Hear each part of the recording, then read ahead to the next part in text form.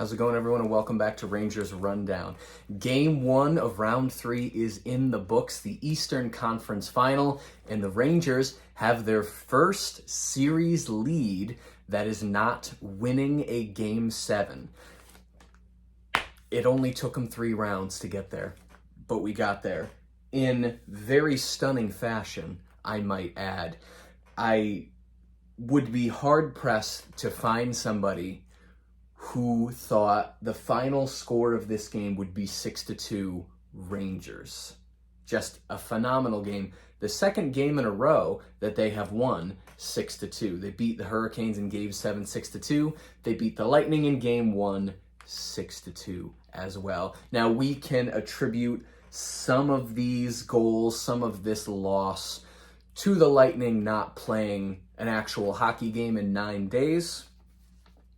We can attribute some of that to this, but the Rangers just looked like the better team pretty much the entire game. There were pockets of time where Tampa was pushing in the offensive zone, but for the most part, it was pretty much all Rangers. I don't expect that to be the case for this entire series. Eventually, the Lightning are going to wake up and the rust will be shaken off, and the Rangers will have a lot harder time running up the score like this.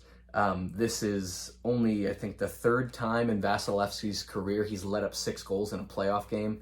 And the Lightning, I think they've won the game after they've lost in the playoffs. Let me rephrase. The last 18 times that Tampa Bay has lost in the playoffs, they won the next game. The Rangers hope to break that streak Friday evening when they're still at MSG, hoping to go to Tampa on Sunday up 2-0. Wouldn't that be something to have the Rangers be on the other side playing with house money up 2-0? We can only hope. 1 minute and 11 seconds into this game, Kreider scores a goal, and that just set the tone for the rest of the game. It was a beautiful fake shot from Zibanejad, pass to a wide open Kreider. He puts it in the net. He is now 1 goal behind tying the NHL or the Rangers playoff goal record. If he scores 2 more goals, he will have the lead all to himself. 5 minutes in, very fast-paced, very physical, a lot of trash talk. These teams do not like each other, as this indicates down here, but we'll get to that in a couple minutes. Panarin gets completely dumped by McDonough in the middle of the ice. 6.5 minutes in, Shesterkin gloves the puck, and then Perry pushes on Shesterkin's glove to try and knock it out, and everybody partners up. The lines come together. Perry, just a very well-known pest in the NHL, and the more the Rangers do things like this, the worse Perry is going to be on the ice. 7:19, Stamkos scores a goal, tying it at 1. Rangers were trapped in their own zone, and Stamkos just rips it from the top of the zone. He picks the corner. Hedl has a bad pass that leads to a great save by Shesterkin. He made, 32 saves tonight, playing absolutely lights out for the Rangers. Halfway through, Tampa Bay not giving much space, and they have a very scary forecheck. The game tilted in the Rangers' favor as it went on. The first period, I was nervous probably throughout. Second period, my nerves started to calm down. And in the third period, I was pretty much not worried at all. Tampa Bay had a 2-on-1 broken up with about 7.5 minutes left.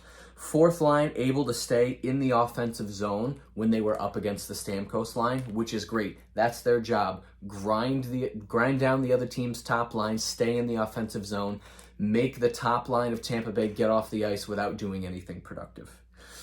That leads to sustained pressure by the first line. So 4th line doing a very good job relaying that pressure to the first line. Just under 5 minutes, Tampa gets a little bit of pressure. Kucherov alone in front, but Shesterkin makes a great save. 4 minutes left, there's a pinball in the crease. And then at 16:49, Hagel takes a holding penalty. Tampa Bay plays keep away. Second unit does well. They stay in the zone for a good chunk of time. Rangers control until the end of the period. Shots 8-11 in favor of Tampa. So Tampa out shooting the Rangers in the first period. We get to the second. Rangers pressure for about the first 90 seconds. 2 chances in, very close. About 5 minutes in, Rangers still controlling most of the play. Trouba stumbles in the neutral zone, which leads to a Tampa Bay 2-on-1, but it's broken up by Vetrano, who just motors back to try and cover for Trouba falling down. At 7:50, Vetrano would score a goal, putting the Rangers up 2-1.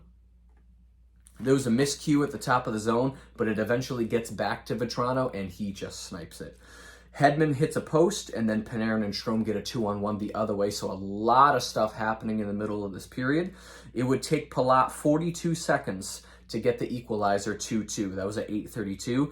But then at 10:09, Hedl would score his first goal of the game. He has been on fire. He scored, 8 goals in the regular season, and after tonight, I think he already has 6 in the playoffs. He has just cranked it up to another level, which is what we need him to do. The Rangers now have 3 scoring lines, and that 4th line can be super annoying as well. If that stays consistent, they can get through this series against Tampa and get to the Cup final. If all 3 lines continue to contribute as they have been, I think this series is the Rangers series to lose. I really do, as long as Shesterkin stays white hot.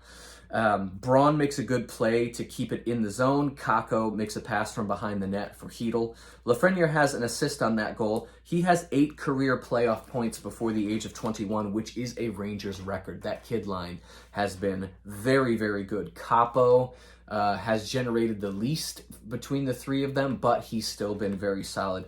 Whenever Kakko has the puck against the boards, I'm not worried at all. He is so strong on the puck against the boards, it's crazy. Zibanejad breaks in for a chance shortly after the Hedl goal. 7 minutes left, Shesterkin stops Killorn on a partial break. And then at 15:43, Hedl scores his 2nd goal of the game, so 2 goals for Hedl in just under 6 minutes. Rangers in the zone for almost a minute straight. Fox jumps up to get the puck and keep it in the zone, which leads to the Hedl goal. He makes the keep in. Miller makes a great pass to Hedl. He puts it in the net. Tampa Bay pushes in the final minutes of that period, but the Rangers would get out of that second period with shots 17-10 in favor of the Rangers. We get to the third period. It would take Artemi Panarin 30 seconds to score a goal and put the Rangers up. What are they up now? 5-2 in the beginning of that period. I forgot to write it on the board there, but Panarin did score 30 seconds into the third period. And at that point, it's over. The way Tampa Bay was playing tonight, there was no way they were going to beat Shesterkin 3 times to tie the game. Not to win the game, but just to tie the game. If this was peak Tampa Bay, I would have been nervous, but tonight's Tampa Bay, they were just too rusty to do anything. It was a turnover in the neutral zone. Kopp makes the pass to Panarin. He wastes no time. He puts it right in the net. Tampa Bay, to their credit, pushes right afterwards. At 1:04, Braun takes a tripping penalty. Halfway through that penalty, Stamkos goes for the puck in the crease, and he ends up hitting Shesterkin in the head. He goes down. He would stay in the game the rest of the time. He shook it off, and it was a good kill for the Rangers. 4:37, Killorn takes a holding penalty. He argued that Panarin interfered with him before he took the holding penalty. And when you watch the replay, I guess he has a point, but it is what it is. I like how the play went because the Rangers get a power play. And at 6:06, Zibanejad would score a power play goal. A 6-game power play goal streak for the Rangers. This was the 6th game in a row where the Rangers scored a power play goal. First power play unit was in the zone the entire time, and it took them about a minute and a half to finally score. 8:28, Miller takes a holding penalty, but a great kill by the Rangers. Gaudreau takes an awkward hit from Hagel, and he goes into the boards hard, but he would stay in the game the rest of the time. 5.5 left, the second line almost scores on a Panarin feed to Kopp. And then 3 minutes later, the second line almost scores on a feed to Strome. So the second line really buzzing, which is great because we need Panarin to score some more goals. 6 players with 2 points tonight for the Rangers. 12 players with at least a point. 12 players on the Rangers had at least 1 point in this game. It was just a phenomenal all-around effort by this Rangers team. Just under 2 minutes, the lines come together for an extended period of time. Usually when the lines come together, it kind of fizzles out pretty quickly, but they held on to their dancing partners, and it led to this. So at 18-14, Reeves, Maroon, Foote, Schneider, and Mott all take roughing penalties, and Goudreau takes a cross-checking penalty. So Tampa Bay ends up with a power play at the end of the game, but they would not score on it, and we would get to the end of the game. 7 straight home wins for the Rangers in these playoffs. The only home game that they lost was game 1 against the Penguins in triple overtime, which seems like months ago at this point. That Penguin series just feels like it's been forever. And that's the only home game they've lost in the playoffs, is the first one of the playoffs. They've won every single one since. Hopefully that streak continues Friday night, and they can go up 2-0 against this Tampa Bay team. Take advantage of them while they're rusty. And if they can win one of the 2 games in Tampa and have the series 3-1 coming back to MSG, Rangers might win this in 5. Strong possibility they don't. I think Tampa Bay puts it together faster than we think they will, and they come back and they put up way more of a fight on Friday. The Rangers could come back to MSG Game 5 up 3-1, and then their destiny is in their own hands. They might make the Stanley Cup final this year for the first time since 2014, which would be amazing. Stats at the end of the game: shot 34-39 in favor of Tampa. Faceoffs, 60%. This is the first time in the playoffs this year the Rangers have gotten above 50% in the faceoff dot, which bodes well for the series. Power play went 1 for 2, hits 26 apiece, blocks 14 apiece. The trivia question of pregame: who are the only 2 Rangers defensemen to score more than 18 points in a playoff year? Adam Fox had 18 points coming into tonight's game, but I'm pretty sure he has 20 points now, so he is now part of this answer, but this was before the game started. So aside from Fox, who are the other 2 Rangers defensemen to have 18 or more than 18 points in one playoff year? And it was in 1994. Brian Leetch had 34 points, and Sergei Zubov had 19. Fox is in very rare air with 20 points so far in these playoffs, and the Rangers have to win 7 more games to win the Stanley Cup. Fox could end up getting to Brian Leetch numbers if they make the Stanley Cup final, which is a crazy thought. That's it.